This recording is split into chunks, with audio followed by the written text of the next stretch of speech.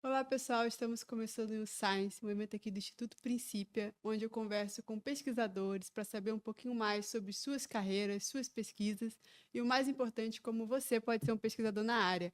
Hoje a gente está aqui com a Letícia Sarturi. Letícia, muito obrigada por aceitar o convite de vir aqui falar com a Obrigada. gente. E a gente vai ter um papo muito legal sobre divulgação científica e a área da saúde. Mas antes da gente começar essa conversa, eu queria apresentar o Instituto Princípio para vocês, que é responsável não só por essa iniciativa, como muitas outras. Então, eu vou passar um videozinho institucional para vocês ficarem por dentro do que a gente faz por aqui. O Instituto Princípia é um centro de produção e difusão do conhecimento científico e de conexão da ciência com a sociedade. Com atividades científicas desde 1951, tem atualmente 3 programas de atuação relacionados à pesquisa, educação e divulgação científica. No programa de pesquisa, acontecem eventos internacionais sobre temas atuais para diversas áreas da ciência.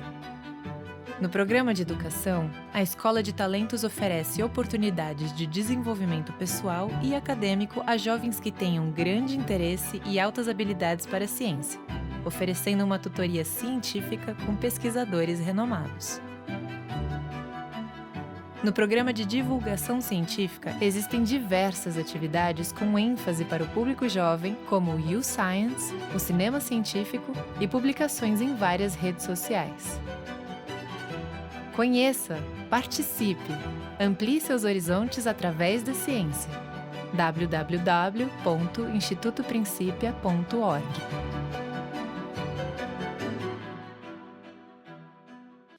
Bom, pessoal, como vocês viram, tem muita coisa legal. Eu convido vocês a acessarem o nosso site www.institutoprincipia.org e também a nos seguir nas redes sociais, @Instituto Princípia, para você ficar por dentro da nossa programação. Mas vamos começar agora a nossa conversa. A Letícia Sarturi é formada em farmácia pela Universidade Paranaense. Ela é mestre em imunologia pela Universidade de São Paulo e doutora em biociência e fisiopatologia pela Universidade Estadual de Maringá. Atualmente faz pós-doutorado no Centro de Estudos Sou Ciência da Universidade de São Paulo e é docente e trabalha com divulgação científica no podcast Escuta a Ciência. Letícia, mais uma vez, muito obrigada por estar aqui conversando com a gente. Eu falei um pouquinho sobre sua formação, mas eu queria que você falasse um pouquinho melhor, contasse para a gente sobre sua trajetória profissional. Obrigada pelo convite, eu que agradeço. É muito bom falar desse assunto e estimular também que novos jovens, né, queiram ingressar na ciência. Falando da minha trajetória, assim, às vezes é um pouco confuso, porque eu tenho, assim, idas e vindas de São Paulo. Mas eu comecei minha faculdade lá no Paraná, né? Me formei em farmácia e lá do Paraná já comecei a fazer iniciação científica. Desde o primeiro ano de faculdade eu já comecei na iniciação científica e desenvolvi lá um projeto que envolvia estudar em ratos o sistema nervoso entérico, né? Que é o sistema que está de neurônios, né? Um sistema nervoso que está associado ali ao intestino, a todo o trato gastrointestinal. Essa Então, relação mente-cérebro? exato. Ah, Tem uma relação, mas o sistema nervoso entérico ele é totalmente independente até. Ele ah, consegue funcionar, fazer as funções ali do intestino sem nenhuma ligação direta com o cérebro. Por isso que ele faz parte ali do sistema nervoso autônomo, né? E consegui estudar isso na iniciação científica, isso me deu ali algum conhecimento de ciência para que eu quisesse, de fato, ser uhum. cientista, para que eu quisesse, de fato, ingressar na ciência, no mundo acadêmico. E aí eu tive coragem de vir para São Paulo, sair lá do interior do Paraná, mas eu sou sul-mato-grossense. É. Uau, que legal! E aí tive coragem de vir para São Paulo para vir pedir aqui no laboratório para fazer um mestrado aqui em São Paulo. Aí eu acabei entrando na USP, no mestrado em imunologia, e lá eu consegui desenvolver ali um projeto relacionado à malária e à resposta imune da malária, né? Então eu estudava ali como que a resposta imune da malária ia se regulando, se autorregulando, vamos dizer assim, no Uhum. final da fase aguda da doença. Então eu estudei ali alguns marcadores que estavam nos linfócitos, e como esses marcadores eles acabavam influenciando na regulação da resposta imune, na diminuição daquele excesso de resposta, que é natural, né? É fisiológico isso. Você responde, a resposta imune é quando entra um agente infeccioso, só que logo em seguida, quando começa-se a depurar aquele agente, você tem, então, uma diminuição da resposta para o corpo voltar ao normal. Estudei isso no mestrado. E aí, no mestrado, na época, com vamos dizer assim, uma pressão familiar, social, para, volta para o interior, sai de São Paulo. Aí eu resolvi ir morar no Paraná e fui lá para Maringá fazer o doutorado, na Estadual de Maringá. Eu fiz o doutorado com a mesma orientadora da minha iniciação científica. Que legal!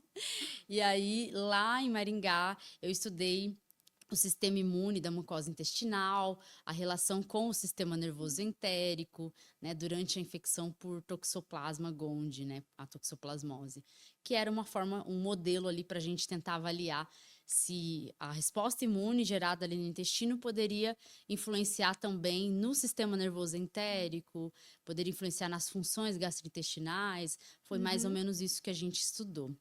E aí, voltando para São Paulo, resolvi voltar para São Paulo, porque quem mora aqui, a gente tem uma relação de amor e ódio com essa cidade, não sei explicar, mas, enfim. Voltei para São Paulo e resolvi, aqui em São Paulo, trabalhar como professora. Eu já trabalhava lá no Paraná, eu trabalhei como professora universitária, 4 anos lá, durante o doutorado, eu trabalhei na sala de aula. E aí, aqui em São Paulo, eu continuei trabalhando como professora universitária e agora eu estou fazendo pós-doc lá no Centro Sou Ciência, né, da Unifesp. Mas nesse meio termo aí de pandemia, eu acabei ingressando de cabeça na divulgação científica, tem um podcast, Escuta Ciência, na tentativa aí de também fazer a ciência ser mais acessível para as pessoas de alguma forma, né? E que a informação chegue às pessoas, mas que chegue por fontes confiáveis, né? Porque na pandemia foi um caos. Sim, é verdade. Muito legal essa trajetória. A gente vai falar mais um pouquinho sobre divulgação científica daqui a pouco. Só pegando ainda mais um pouco lá no início, né? Você, na graduação foi farmácia e aí você foi para uma área de imunologia logo depois, né? Foi muito por causa da sua iniciação científica que você seguiu para a aula de imunologia?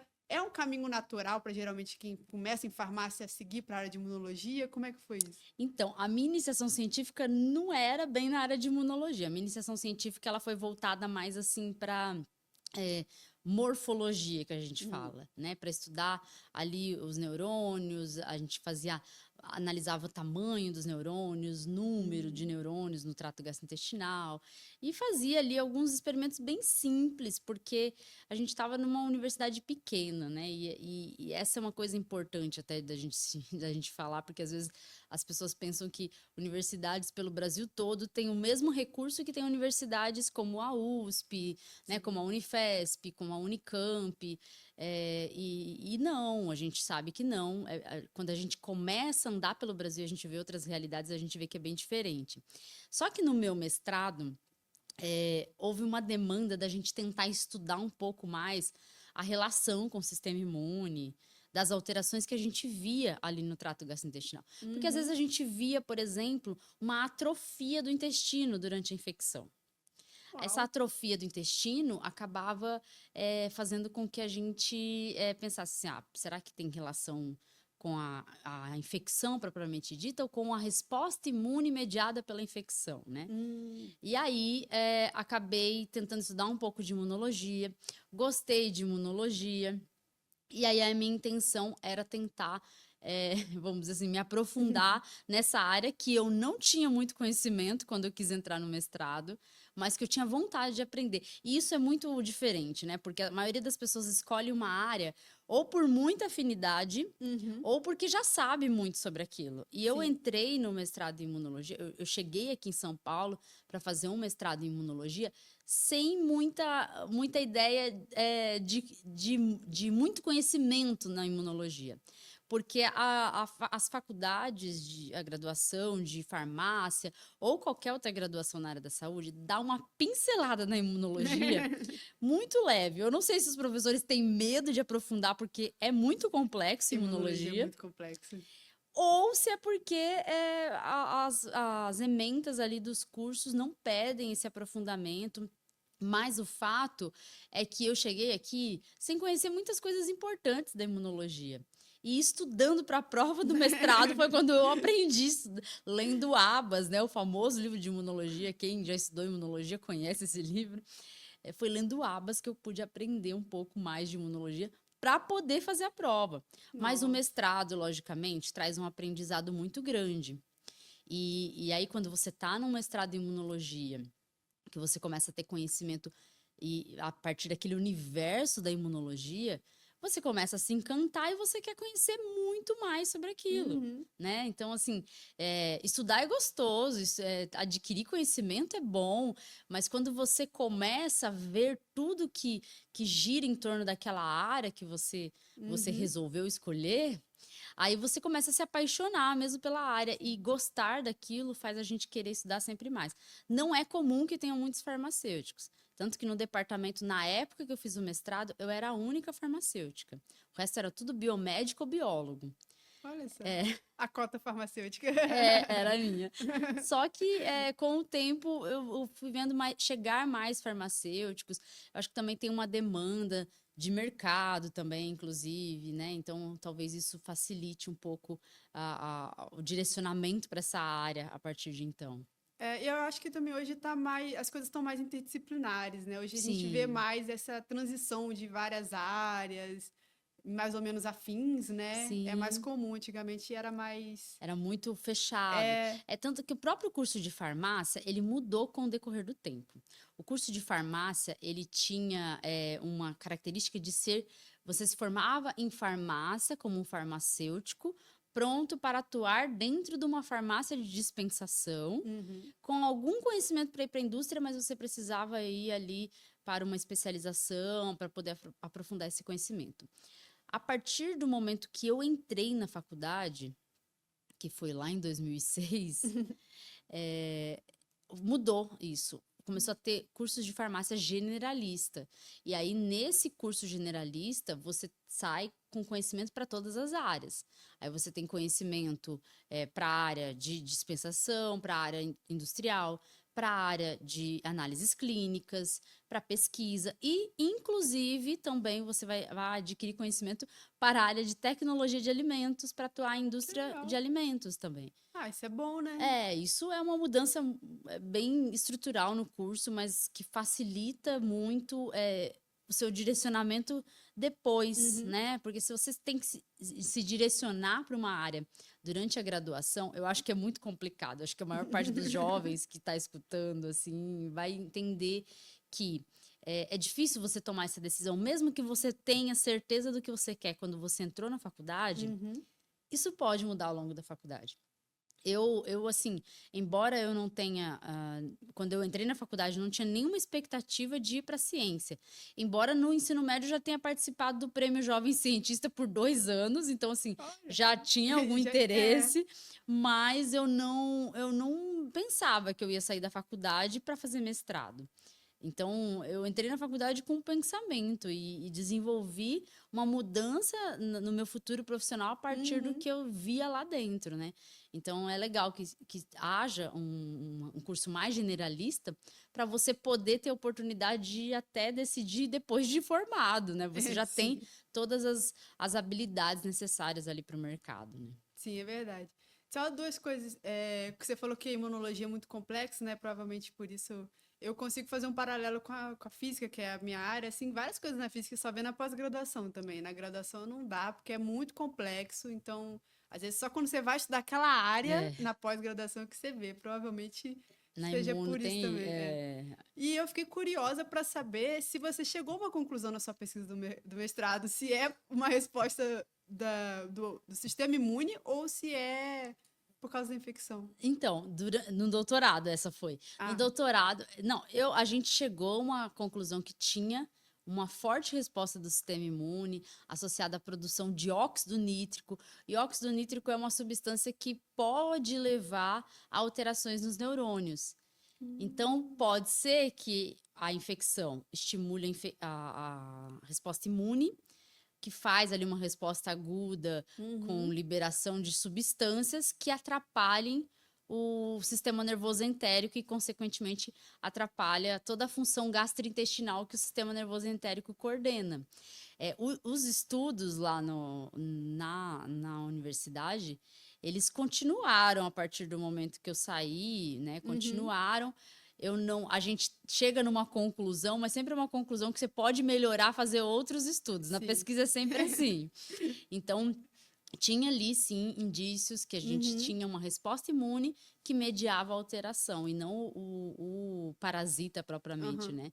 E, então, é a própria resposta imune. E isso num monte de doença, gente. Não é só nesse tipo de infecção por protozoário, não, mas até infecção bacteriana, você pode ter ali a própria resposta imune piorando a condição gastrointestinal mais do que o agente infeccioso. Né?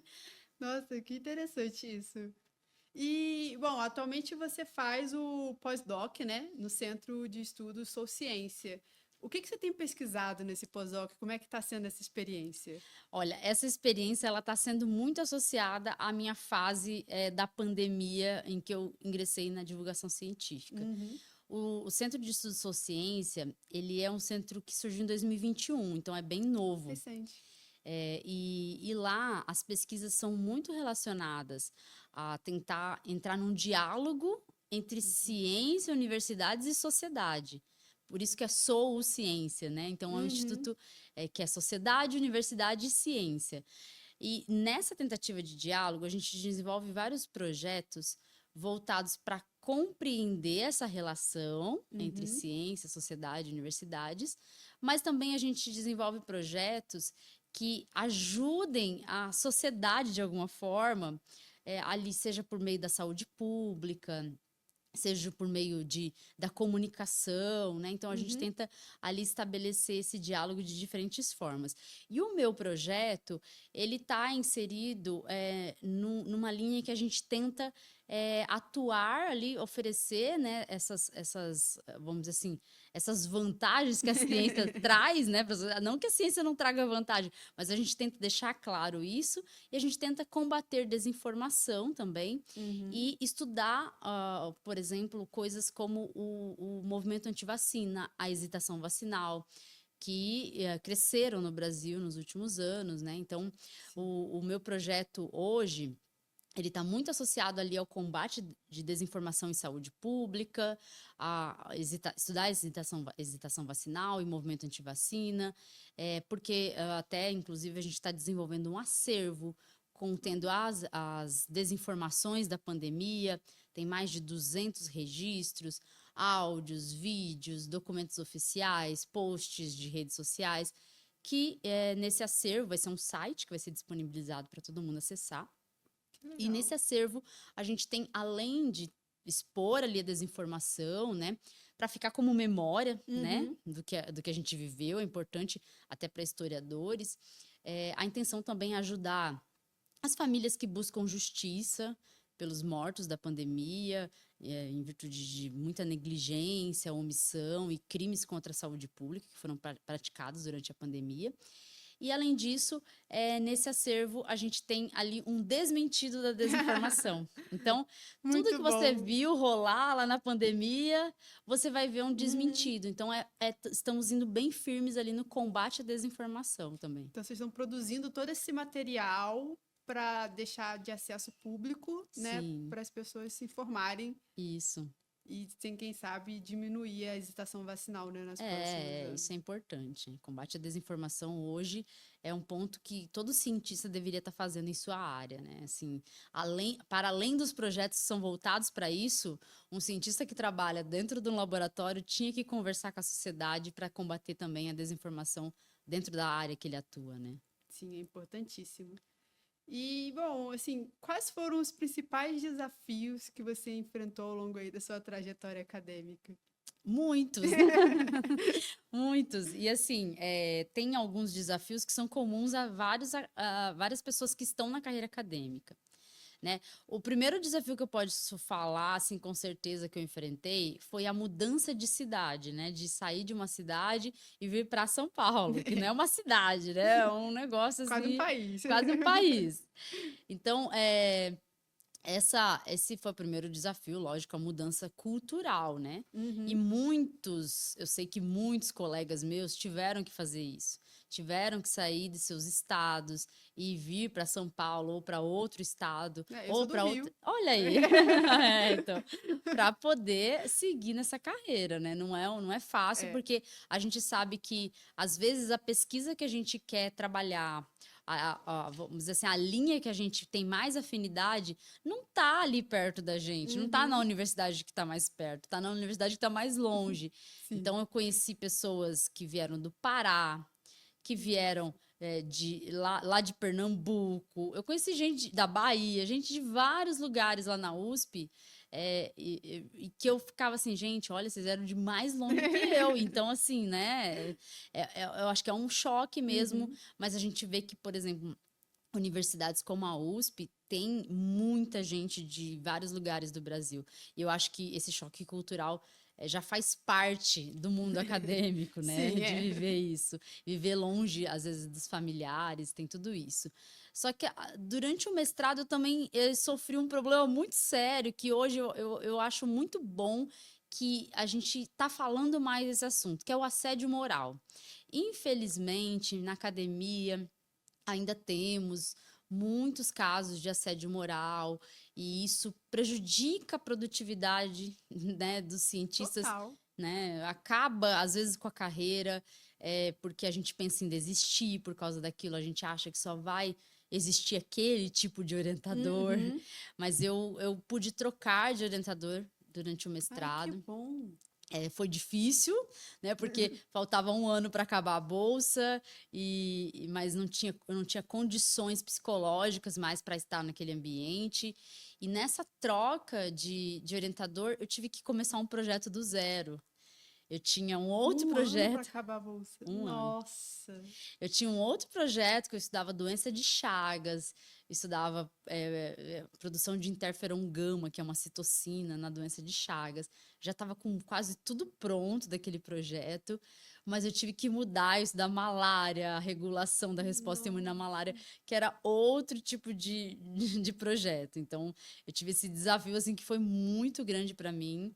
É, aí tinha que trabalhar de noite, de madrugada, leia-se de madrugada quando fala de noite, né? Porque às vezes acontecia de experimento começar 4 horas da manhã e acabar 3 horas da manhã do outro dia.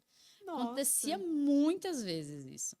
E tudo para fazer dar tempo de você conseguir Uhum. terminar o mestrado, de fazer o mestrado em um ano, né? Porque eu fiz o meu mestrado, na verdade, em um ano. É. E aí consegui. Depois, no doutorado, o maior desafio foi estar numa universidade que é a universidade estadual, é a maior do Paraná, ali tá entre as melhores do Brasil. Só que é uma universidade que estava passando por uma crise por causa do governo estadual, que teve corte de verbas, não tinha dinheiro para pagar luz, água, Nossa. telefone, não tinha nada, então não tinha dinheiro para pesquisa. Então eu tive que usar a criatividade para adaptar, porque assim, a gente quer fazer o método melhor Uhum. possível. A gente quer usar o método que usam nas universidades de outro país, né? Os grupos de Uhum. pesquisa de outros países. A gente quer ser competitivo, digamos Sim, fazer assim. ciência de ponta. Exato. Só que, infelizmente, eu não tinha disponível ali para mim o melhor método. Então, eu tinha que tentar adaptar e tentar encontrar ali um método que fosse viável, né? Que fosse, Uhum. pelo menos, me indicar alguma coisa. Mas eu perdi muito, vamos dizer assim, gosto pelo que eu estava fazendo por não ter ali oportunidade de fazer a melhor coisa possível. Uhum. Então, eu fiz a melhor coisa possível dentro das minhas limitações, né? Dentro do que dava. E lógico, quando a gente sai do doutorado, você quer publicar tudo aquilo. Uhum. E aí você vê seus artigos sendo negados justamente pelo problema que você já sabe que tem, que é a metodologia. Você já sabe que ali você tinha que ter outro tipo de método, né? Mas você não tinha disponível. Então, eu acho que isso é importante até de ser falado, porque é um problema do Brasil. Nós temos universidades, assim, espalhadas por todo o Brasil, lutando diariamente para continuar existindo, e grupos de pesquisa que estão ali na luta para conseguir publicar, às vezes, um artigo que não vai ter a mesma oportunidade de um lugar como alguma universidade aqui de São Paulo, né? Uhum. Que recebe verba, que consegue ali ter dinheiro suficiente para comprar as coisas. E em imunologia, as coisas são muito caras. Anticorpo é uma coisa caríssima. Então, o laboratório que eu estava aqui na USP, na época que eu estava, em 2011, 2012, a gente comprava os anticorpos que usava durante o ano ali para a equipe toda de pesquisa. Era uma compra, assim, que dava em torno, naquela época, tá, gente? Hoje, muito mais, com certeza. Com certeza. É uma compra que dava em torno de R$45 mil para usar num ano. Um laboratório de cidade de interior, pequeno, que não recebe verbas, além das verbas que a universidade manda, não tem esse dinheiro. Não tem dinheiro para comprar um anticorpo, tem de dar 20, né? Então, é muito complicado. Esses desafios, eu acho que a gente tem desafios que são comuns da carreira acadêmica, mas a gente também tem desafios que hoje estão sendo melhor, vamos dizer assim, expostos. Essa questão do assédio moral é importante de ser exposta para evitar que continue acontecendo.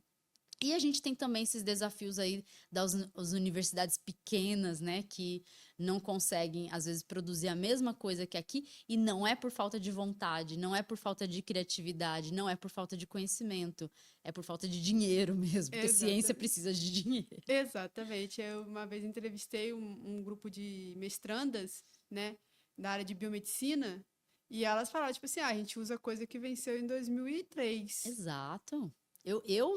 Eu sei como que funciona, porque, assim, a gente vai fazer, por exemplo, aula prática em universidade privada. É comum de usar kit vencido, até a universidade privada. Porque eles não querem gastar dinheiro com aula prática. É comum isso. Você usa kit de laboratório vencido. Não para pesquisa, mas para aula prática. Mas na pesquisa, você pode até usar um vencido, você tenta fazer lá uma padronização para ver se ele está funcionando mesmo. E às vezes vai usar o vencido. E aí, tá certo? Certo não tá, né? Mas o que tem de disponível? Não tem mais nada disponível. A realidade da pesquisa no Brasil, ela é uma nos grandes centros, e nos centros menores é outra totalmente diferente. Totalmente diferente. Essa desigualdade, né, de verbas entre as universidades é muito triste, porque isso faz com que nossa ciência muitas vezes não se torne uma competitiva, né? E a gente tem tanto profissional capacitado aqui, e muitos vão embora por causa disso, né? E aí entra no ir embora, né? Quem que não pensa? Que pesquisador que não pensa, vou embora do Brasil, ter melhor oportunidade. Outro dia eu conversei com um colega que está fora, está na Europa, e falou, eu não volto, acho que para o Brasil mais não. Aqui não me tratam como um doutorando, me tratam como um profissional da ciência, um pesquisador que está trabalhando. Então, o tratamento é totalmente diferente. O salário é melhor, porque aqui o que a gente ganha para fazer mestrado e doutorado é algo que é até meio ridículo, né? Ridículo. É uma piada. É uma piada mesmo. A gente ganha muito pouco. E esse valor, que é muito baixo, ele não reflete a quantidade de trabalho que a gente tem. Porque, às vezes, as pessoas pensam que quem está fazendo mestrado, doutorado, fica lá, lendo livros embaixo de uma árvore dentro da universidade, né? Ou fica em casa, deitado na cama, lendo Mas livro. não é isso. É uma vida muito corrida, é muito trabalho. Muita pressão. Exato. Pressão com prazos, né? Tem tudo isso e a gente não recebe e não é valorizado, como é valorizado em outros países. Então, a gente até pensa em ir embora. E a gente desejaria que a gente fosse mais valorizado aqui, né? Eu acho que a gente viu, por exemplo, esse ano, um programa do CNPq para tentar trazer de volta cientistas de fora, mas eu não acho que é esse o foco. O foco é deixar não sair. Quem está fora dificilmente volta. Eu acho que o foco é investir na ciência aqui, investir nos nossos cientistas, nos nossos cérebros que estão aqui. Sim. Porque os cérebros não são só os que saem, né? Os que estão aqui têm muito a oferecer para a ciência e também estão trabalhando muito para tentar oferecer isso, Sim. mesmo com poucos recursos, né? Exatamente. Valorizar a profissão aqui para que as pessoas não queiram sair, né? Exato. E a gente possa se destacar no cenário mundial, como em algumas áreas já se destaca, Exato. mesmo com toda a precariedade. A gente faz um milagre. Exatamente. Infelizmente, né? Não era para estar fazendo. Você comentou, né, que você também tem seu trabalho de divulgação científica e que ele veio na pandemia, né? Mas você pode falar um pouquinho mais de como que surgiu esse interesse? Foi realmente algo que surgiu na sua cabeça na pandemia ou sempre teve ali no fundinho uma vontade de fazer divulgação? Assim, eu sempre tive uma vontade, sempre gostei da divulgação científica. A minha orientadora de iniciação científica e que acabou sendo minha de doutorado também, ela atua na divulgação científica há muito tempo em museus de ciência. Que legal. E aí ela sempre tentava incentivar alguma coisa também para esse lado, mas a gente acabava assim, não temos tempo. Só que hoje eu fico feliz que há vamos dizer assim, um direcionamento maior para a divulgação científica, né? Até algumas agências de fomento exigem que os projetos que recebem ali verbas, eles tenham também alguém fazendo divulgação científica. Que legal, isso é muito importante. Isso é muito importante. Você tem que fazer sua pesquisa, só que você tem que divulgar sua pesquisa para a sociedade. Porque senão a sociedade ela vai ficar ali alheia ao que está acontecendo nas universidades e vai ficar falando besteiras, na né? internet. Vai ficar falando que nas universidades, como eu vi outro dia, que as universidades as pessoas correm peladas dentro da universidade, que é só isso, que é balbúrdia. Eu acho que a gente tem que divulgar a ciência. E também isso é uma forma de alfabetizar a população cientificamente, para que as pessoas não caiam em fake news. Então, acho que foi isso que mais me moveu aí para a divulgação científica. Eu, durante o doutorado, até fiz algumas ações de divulgação científica. A gente foi para Feira Livre com algumas coisas interativas lá. Eu criei um jogo chamado Sistema Imune em Ação, um jogo de cartas, para as pessoas aprenderem como funciona o sistema imune. E aí fomos lá e as pessoas tinham interesse. Tava ali numa feira livre, as pessoas passavam, queriam saber o que era. Você falava o que era, as pessoas sentavam para jogar o jogo. Então era bem legal você vê que as pessoas têm interesse por ciência, ao contrário do que falam, que o brasileiro não gosta de ciência, o que é um absurdo, né? E na pandemia, a gente viu que as pessoas precisavam de informação. Tava todo mundo perdido. Eu vi gente compartilhando coisas absurdas, como é só você beber água com limão que você não pega Covid-19. É só você beber água de 15 em 15 minutos porque o vírus não gosta de umidade. E aí você não pega Covid-19. Ai, eu não vi. Essa é absurda. Essa é a mais absurda. E quando eu desmenti para uma tia que colocou isso num grupo, ela falou assim: não tem problema, beber água sempre faz bem. Não, porque tem gente que não aceita, né, ser desmentido uma fake news. Mas assim, a gente precisava dar informação para as pessoas. Então, e outra, eu acho que a pandemia moveu as pessoas a quererem dar o melhor de si para o outro. Isso é muito bonito de ver, mas é uma pena que acabou e piorou. E as pessoas vieram piores da pandemia do que eram antes, né? É uma pena. Mas foi uma oportunidade boa para as pessoas se doarem, né? Vou doar o que eu tenho de melhor para ajudar as pessoas. Sim. E muita gente fez isso. Então, na pandemia, eu senti vontade de tentar ajudar com o que eu podia ajudar. Quem que eu posso ajudar? Posso dar informação, eu posso explicar as coisas, né? Eu falo assim, meus alunos gostam da aula, falam que eu sou didática, então eu vou para a internet tentar falar melhor para as pessoas. E aí, eu comecei nas redes sociais, principalmente no Twitter, na época. Comecei a divulgar a informação científica, a lutar também no combate à desinformação, a lutar para que as pessoas não caiam em fake news, né? Tentar ali conversar com outros divulgadores científicos para a gente tentar criar uma rede de informação, para a gente tentar criar uma forma das pessoas tentarem se alfabetizar cientificamente. Então, a gente falava de Covid, mas tentava falar de outras coisas que fossem a base para as pessoas entenderem o que era uma fake news, entenderem por que determinada notícia era uma notícia falsa. E aí eu criei o podcast Escuta Ciência. Eu queria já há um tempo fazer um podcast, mas eu falava, se eu for fazer um podcast de ciência, será que eu faço de ciência? Será que as pessoas vão gostar? E aí, na pandemia, eu vi uma oportunidade de entrar com uma ação, assim, de ciência. E aí, criei o podcast, que é só um podcast de áudio, não tem vídeo, não tem nada.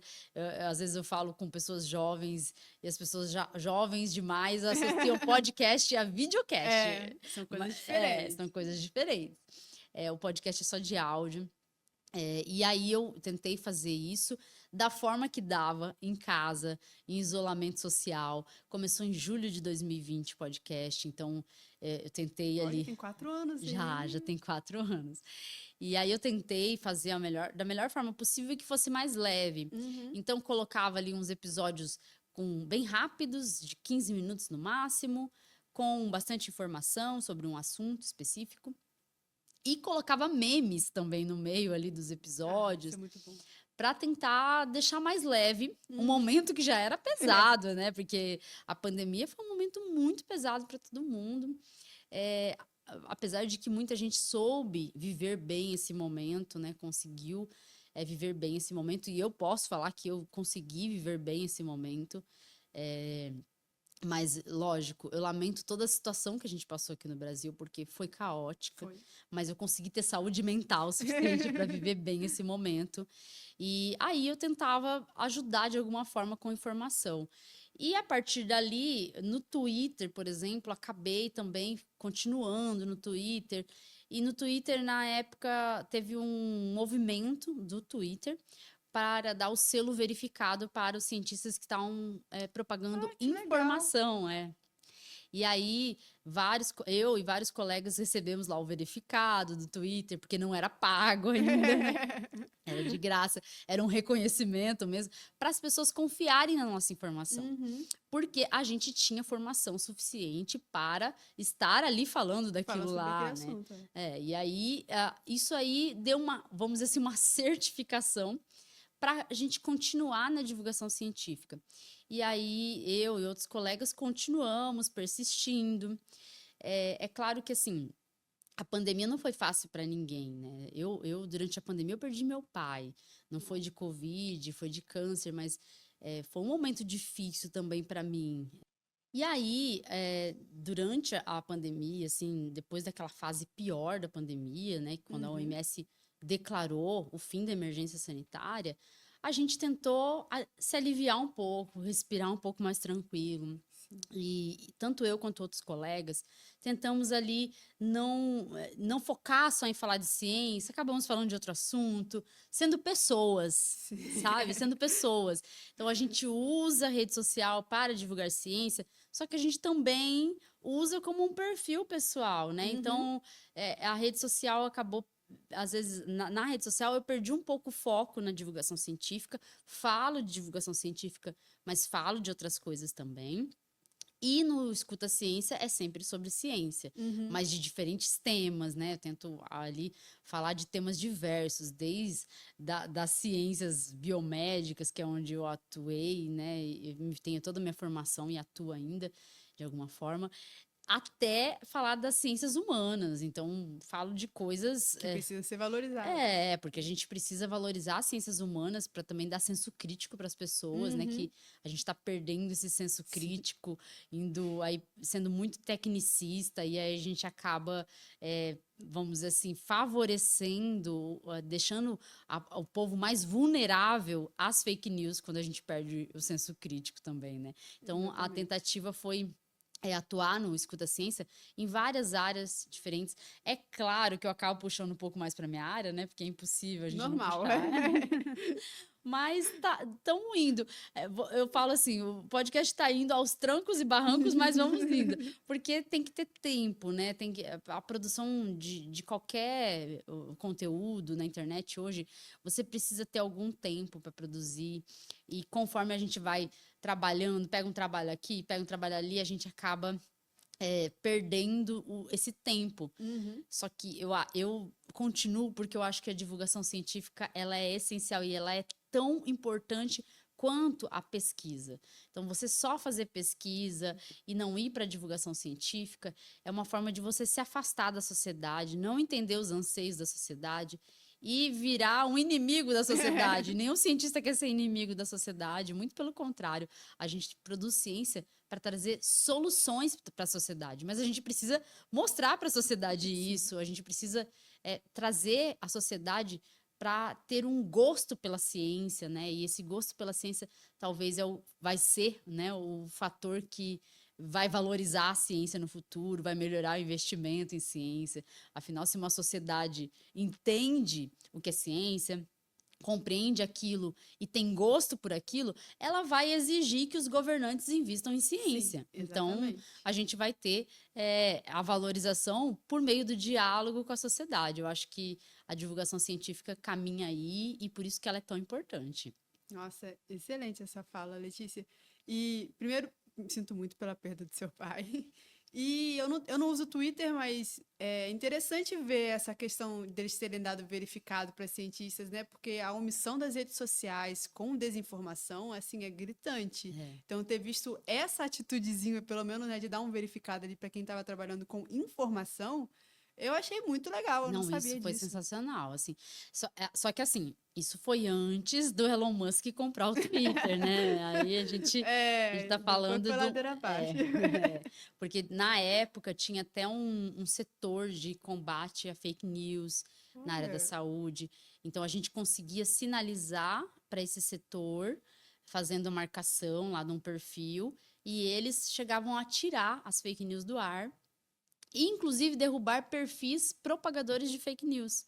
Então, a gente teve ali ações minha com outros cientistas, divulgadores científicos, que fizeram perfis caírem. Perfis que estavam ali só para propagar fake news. E esses perfis, logicamente, culpam a gente, falando que a gente fez uma campanha de difamação. Não é isso. A gente precisa que esses conteúdos sejam removidos do ar. Porque conteúdo, assim, é muito nocivo para a saúde pública, né? Especialmente envolvendo vacinas, né? Então, e tiveram muitos conteúdos assim, né? Muito difícil, foi uma fase bem complicada. Sim. Ao longo aí dos seus 4 anos, né, trabalhando mais firmemente com divulgação científica, no podcast, no Twitter, quais são, assim, os maiores desafios que você encontrou na hora de comunicar saúde para público leigo? Olha, o maior desafio foi aquele conhecimento de base, né, que ninguém é obrigado a ter, logicamente, mas a gente tem, infelizmente, no Brasil, o ensino público é precário em dar algum conhecimento básico que direcione para essa área, né? Então, as pessoas acreditam, na área da saúde, as pessoas acreditam em muitas coisas fantasiosas. Shots milagrosos, Shots milagrosos. Assim, me assusta ver que pessoas até bem formadas, só que são de outras áreas, elas acreditam em shot da imunidade, por exemplo. Acreditam ali que se tomar vitamina... a vida tá resolvida, né? Acreditam que gripe se pega tomando chuva, né? Se você tomar uma chuva, você pega uma gripe. É difícil desfazer isso. Por quê? Porque a escola, às vezes, não dá uma formação boa, não dá uma formação crítica boa, não dá uma base de ciência boa. E a sociedade, a nossa sociedade, ela também tem muitas crenças que acabam entrando no senso comum como se fosse uma informação científica. Então, por exemplo, a crença, porque eu chamo de crença, a crença de que o glúten tem que ser removido da dieta de qualquer pessoa essa crença entrou no senso comum. E as pessoas acham, quando elas estão sentindo que estão cansadas, indispostas e precisam emagrecer, elas acham que elas precisam tirar o glúten, porque elas acreditam que o glúten faz mal para todo mundo. E o glúten só faz mal para quem tem problemas, como a doença celíaca. Existe também uma inflamação intestinal associada ao glúten, que é diferente da doença celíaca, mas só faz mal para esse tipo de pessoa. Essas crenças são difíceis de serem desfeitas. E aí a base de saúde, conhecimento em saúde, é muito pequena na sociedade. E é pequena também porque as pessoas confiam muito nos profissionais, como médicos, né? Médicos, especialmente médicos. Eu não falo profissionais da saúde porque a gente vê que os médicos são ali os profissionais que mais têm contato, que acabam sendo as pessoas de confiança na saúde. Então, as pessoas, quando vão no médico, elas entregam toda a vida delas para o médico. Elas não estão se importando com qual procedimento vai ser feito. Se o médico falou que é assim, tem que ser assim. Elas não buscam se informar por que é daquele jeito.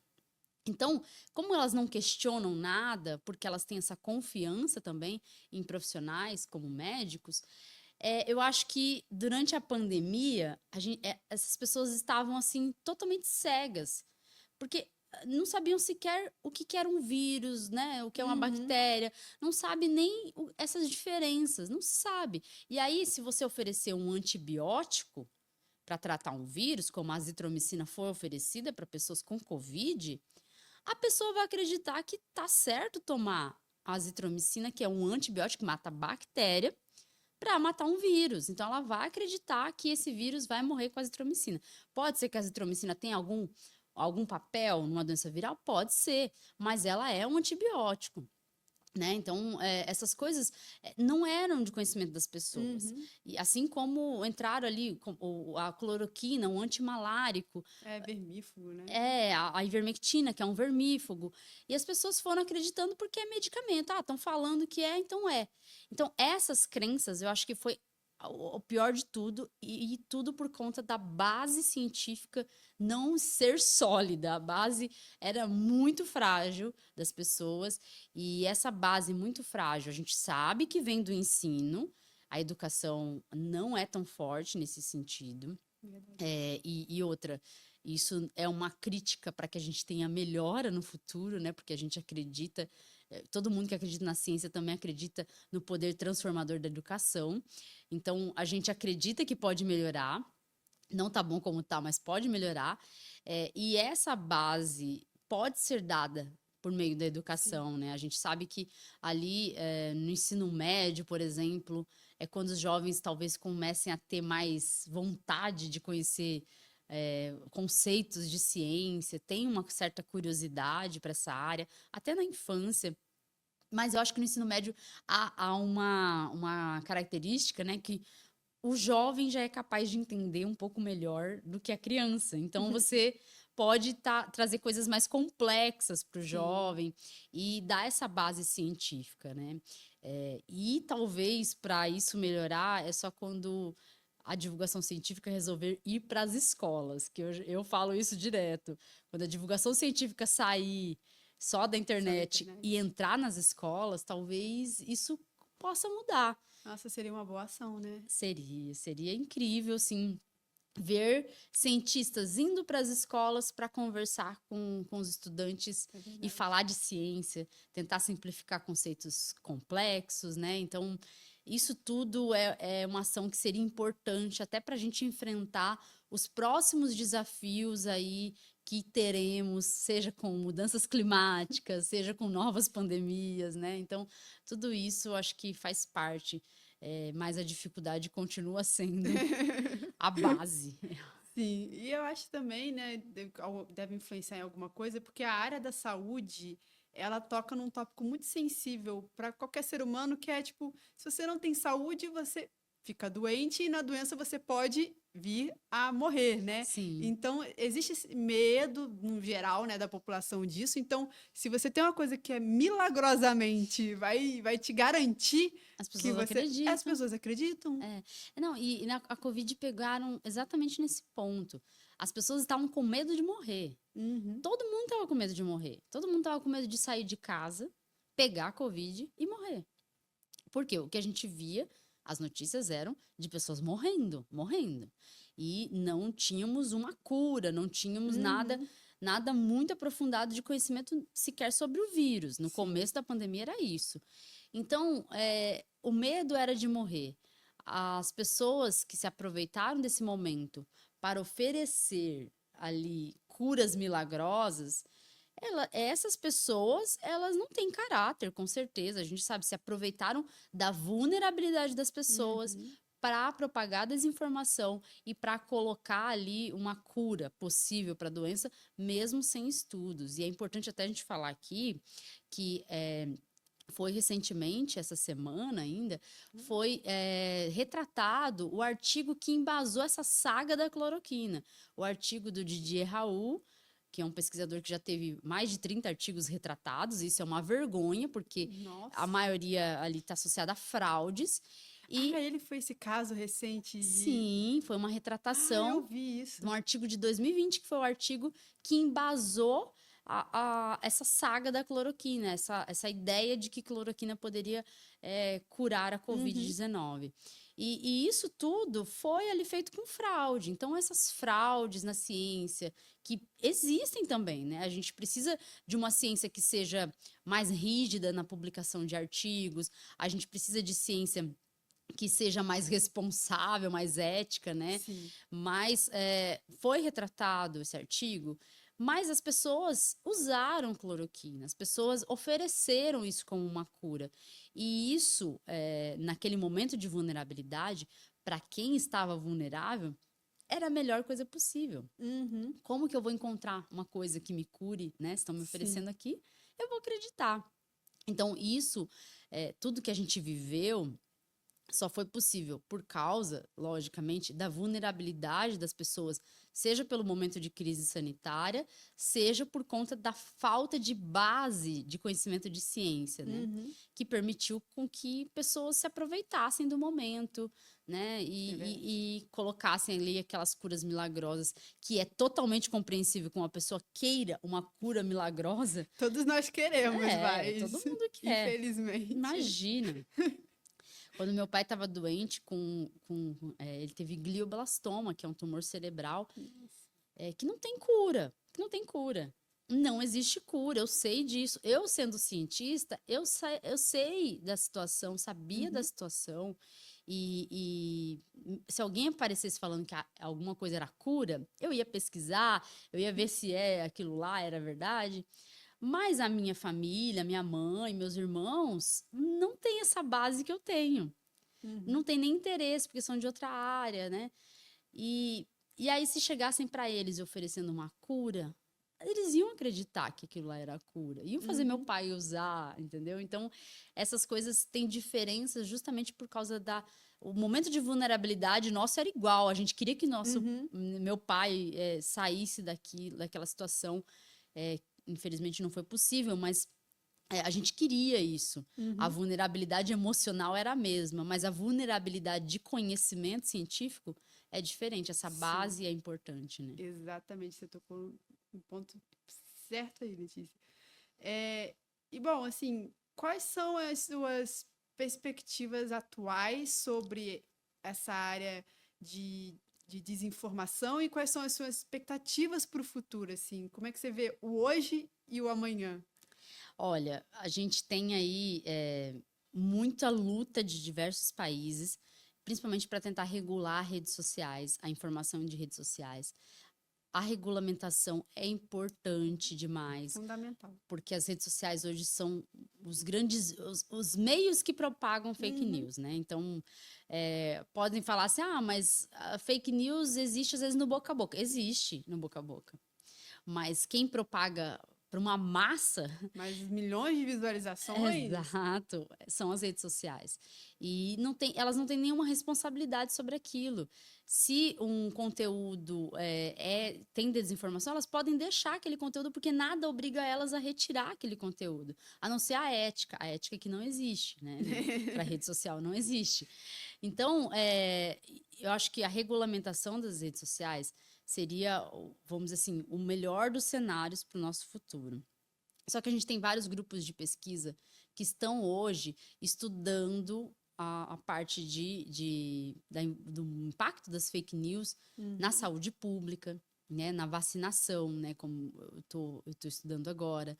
Então, assim, se você analisar todo o cenário da pandemia mesmo, a gente teve muitas fake news. Tem um estudo que a gente está fazendo, acompanhando como foram as fake news durante a pandemia, e muitas fake news, elas estão ligadas a momentos específicos da vacinação. Por exemplo, quando anunciou a vacinação infantil, teve um boom de fake news sobre vacina. Então, é tudo a fake news que envolve movimento anti-vacina, ela é proposital, ela é coordenada. Então, já virou uma máfia mesmo. É uma máfia, tipo, é uma máfia. super organizado. Sim, sim, é super organizado. E a gente não é organizado para desmentir fake news. A gente não tem esse nível de organização. Então, as fake news, elas ganham aí muito mais visualizações do que os desmentidos das fake news. Isso é muito grave, né? Porque a desinformação chega a um monte de gente, a informação chega a uma parcela muito pequena daquelas pessoas que foram atingidas pela desinformação. E analisando, por exemplo, o contexto da pandemia, a gente teve um boom de fake news também na pandemia. Foi, assim, absurdo. As pessoas também estavam mais na internet, mais nas redes sociais do que antes da pandemia.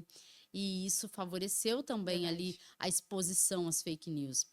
Então, eu acho que o futuro é a gente tentar regular as redes sociais, é um caminho que é possível. Alguns países estão tentando fazer coisas. A gente vê aí, eu vi na Austrália, eles tentando algumas ações. Isso é legal. Na França, acho que também tem algumas coisas. E aqui no Brasil tem um projeto para tentar regulamentar as redes sociais, que, infelizmente, tem gente propagando desinformação sobre projeto de lei, né? Então, nada mais caricato, né? Exatamente. Falando que vai censurar, não é uma censura.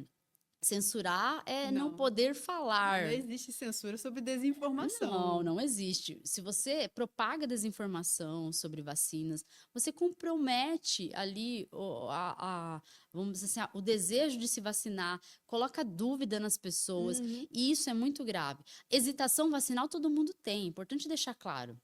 Todo mundo pode ter uma desconfiança da vacina. No começo da pandemia, quando a gente estava ali esperando a vacina, todo mundo ansioso, esperando, saiu a vacina, mas com certeza, mesmo as pessoas que confiavam na ciência, algum medinho elas tiveram de tomar vacina. Seja por medo da agulha, ou seja por medo assim, nossa, mas essa vacina está começando ainda, será que não vai dar nenhuma reação? Por causa, eu, por exemplo, o meu medo era de ter reação aguda de vacina, que eu tenho, com quase todas as vacinas, mas era um medo bobo, assim, eu sei que vou ficar com febre, eu sei que vou ficar com dor, vou ficar indisposta, porque toda vez que eu tomo vacina de gripe, por exemplo, eu fico desse jeito. Então, não era um medo, né, mas é uma hesitaçãozinha que todo mundo tem. A hesitação vacinal, ela é normal, só que ela é grave quando ela acaba sendo amplificada de um nível que impede a pessoa de se vacinar. Sim. E o movimento antivacina atua justamente aí, na vulnerabilidade, né? Na tentativa de pegar aquela pessoa hesitante, sabendo que todo mundo é hesitante, vou colocar mais dúvida. Vou colocar mais dúvida. A partir do momento que essa dúvida é semeada em muitas pessoas, em vários grupos populacionais, a pressão social que faz as pessoas hesitantes se vacinarem, essa pressão social deixa de existir, porque, meu vizinho não se vacinou, a minha tia também não se vacinou, meu tio falou que não vai se vacinar, não vão vacinar as crianças, então para que eu vou me vacinar se eu já tenho medo? Às vezes a pessoa não é antivacina, mas ela tem uma hesitação, e mesmo com a hesitação, ela acaba se vacinando por pressão social, porque todo mundo está se vacinando. Agora, quando as pessoas deixam de se vacinar, aquilo influencia também a opinião. Então, eu acho que a tendência agora é a gente tentar atuar também estimulando mais informações, né? Que as pessoas adquiram mais informações, explicando para as pessoas que elas têm que checar as informações que vêm da internet. Sim. Então, educação científica para a população e regulamentação de redes sociais que seria, vamos dizer assim, os dois pilares para a gente combater as fake news. A gente combate ali o que está sendo propagado, né? Uhum. E a gente combate também a vulnerabilidade das pessoas a caírem nas fake news. Sim. Eu acho que seriam os pontos importantes aí para essa área de desinformação. É muito legal. Eu realmente espero que atitudes em relação à regulamentação das redes sociais não sejam um futuro tão distante. É, a gente espera, É viu? importante. Letícia, a gente está indo aqui para o finalzinho da nossa conversa. Tem mais alguma coisa que você gostaria de falar? Gostaria que eu tivesse perguntado? Ou quer deixar algum recado final? Bom, vou deixar um recado final. Bom, a gente tá nessa época que tem mudanças climáticas, né? Então, tudo isso influencia também na saúde, no possível aparecimento de novas pandemias. E a ideia é que as pessoas tentem buscar mais informações e cair menos nas fake news, cair menos no discurso, às vezes, que não é nem tá na rede social, mas vai lá para o senso comum, das pessoas falarem, por exemplo, de mudanças climáticas, a gente ouve coisas assim, olha, não tá tendo mudança no clima, porque tá fazendo frio em alguns países, não tem calor, Nossa. não tem aquecimento global, né? Não tem nada disso. Nossa. São absurdos. E na vacinação, a gente vê coisas absurdas como: não preciso mais me vacinar contra sarampo, porque ninguém mais pega sarampo. Ninguém mais pega sarampo justamente por conta Porque da todo mundo tá vacinação. vacinado. Então, a gente tentar trazer informação mais Uhum. fácil, né? E estimular as pessoas a buscarem informação. Então, eu acho que isso é importante. É importante a gente entender que rede social é um mundo ali particular e que, às vezes, logicamente, por falta da regulamentação, vai ter informação falsa ali. Eu acho que o recado principal é: cheque as informações, busque conhecimento de verdade. Olha lá, ó, fazendo uma de ET Bilu, busque conhecimento. Busque conhecimento de verdade. Não nas redes sociais, nem sempre tem conhecimento. Às vezes você vai encontrar conhecimento fora das redes sociais. E, lógico, sigam divulgadores de ciência nas redes sociais. Divulgadores sérios, né? Divulgadores sérios. Tem muitos que estão lutando diariamente, tentando fazer a ciência ser acessível para as pessoas, ser palatável, porque às vezes a ciência não é agradável e aí, por conta disso, as pessoas não querem consumir conteúdo de ciência. Então, busque conhecimento pelas fontes certas. Políticos não conhecem ciência, não sabem de ciência. Então, não tem por que você acreditar numa informação de ciência vindo de um político, mas vinda de um cientista, vindo de um divulgador de ciência. Com certeza é uma informação de confiança, né? Uma informação que pode ali ser usada mesmo. E, lógico, né? Cheque tudo que recebe, cheque as informações, é importante, especialmente de vacinas, porque tem, olha, tanto de fake news que tem falando que não sei quem morreu pela vacina de Covid. Olha, se eu fosse falar cada coisa que eu escuto, assim, é tão absurdo, ou que vacina provoca autismo, uma fake news absurda dessa, sabe? Então, busque o conhecimento por meio de fontes corretas, cheque as informações sempre. Rede social nem sempre é confiável. Sim, e se ficou em dúvida, todos os divulgadores geralmente são muito abertos para conversar, né? Mande a sua dúvida para algum divulgador, fala, isso aqui é verdade, faz sentido e tal, né? É verdade. Isso é verdade. Isso divulgador é super acessível e divulgador científico tá ali mesmo mais para falar com a sociedade, né? Então, cientista nenhum, na verdade, quer esconder os dados da sua pesquisa. A gente não tem isso, não existe isso no mundo da ciência. É só vamos dizer assim, um estereótipo de cinema que às vezes coloca isso, mas não é real, não é real. A gente quer que a população tenha conhecimento, a gente quer que as pessoas gostem de ciência de alguma forma, né? Sim, é verdade. Letícia, muito obrigada pela conversa, eu adorei nosso papo. Quem acompanhou a gente até aqui também, muito obrigada pela companhia e a gente se vê no próximo YouScience. Tchau, tchau.